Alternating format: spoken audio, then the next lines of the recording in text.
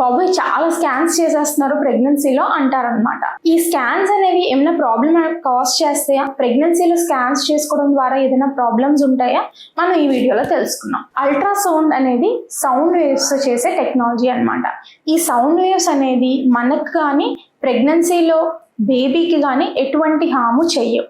ఈ ప్రెగ్నెన్సీలో స్కాన్స్ అనేది అత్యవసరమైన ఇంపార్టెంట్ డయాగ్నోస్టిక్ టెక్నిక్. ఎందుకు అంటే ఈ స్కాన్స్లో వివిధ రకాల స్కాన్స్ అనేవి ఉంటాయి. ఫస్ట్ ప్రెగ్నెన్సీ పాజిటివ్ రాగానే బేబీ ఎక్కడ అతుక్కుంది, ఏ ప్లేస్లో అతుక్కుంది, బేబీ హార్ట్ బీట్ వచ్చిందా లేదా, ఎన్ని బేబీస్ ఫార్మ్ అయ్యి అని తెలుసుకోవడం అనేది వెరీ వెరీ వెరీ ఇంపార్టెంట్. దీన్ని డేటింగ్ స్కాన్ అని, వయబిలిటీ స్కాన్ అని అంటారనమాట.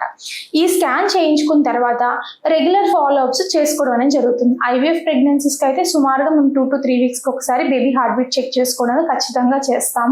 మామూలు ప్రెగ్నెన్సీస్లో కూడా ఏంటి అంటే డైరెక్ట్లీ ఇంకా 3 months ఎన్టీ స్కాన్ అని అంటారు, దానికి రమ్మని చెప్పడం అనేది జరుగుతుంది.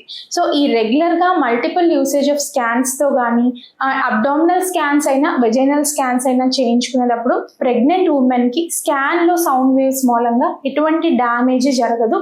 అల్ట్రాసౌండ్ అనేది హ్యాపీగా హెల్తీగా చేయించుకునే డయాగ్నోస్టిక్ టెక్నిక్.